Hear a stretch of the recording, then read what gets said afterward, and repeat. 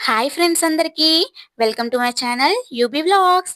Aloo curry ముక్కలు కోసి ఫ్రైలా చేయడం ఎంతమందికి వచ్చు? ఆల్మోస్ట్ అందరికీ వచ్చే ఉంటుందిలెండి.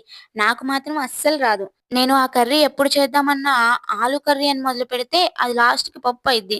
అందుకని నేనసలు ఈ కర్రీ చేయడమే మానేశా.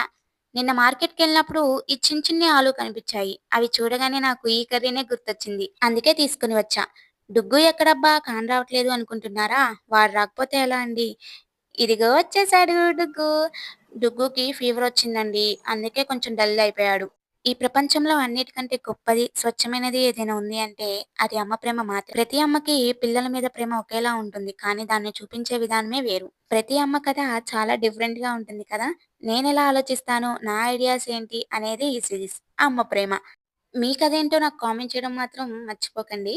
ఇక ఈ కర్రీ విషయానికొస్తే ముందు ఆలుని ఉడకపెట్టుకొని, ఆ తర్వాత పెనం పెట్టుకొని 2 స్పూన్స్ ఆయిలు, జీలకర్ర, బిర్యానీ ఆకు, పచ్చిమిర్చి, ఉల్లిపాయలు, కరివేపాకు అన్నీ వేసుకొని కొంచెం వేగాక ఈ ఆలు వేసుకొని ఉప్పు, కారం, పసుపు, ధనియా పౌడర్ వేసుకొని ఒకసారి తిప్పుకొని లాస్ట్‌లో కొత్తిమీరేసుకొని దించేసుకోవడమే.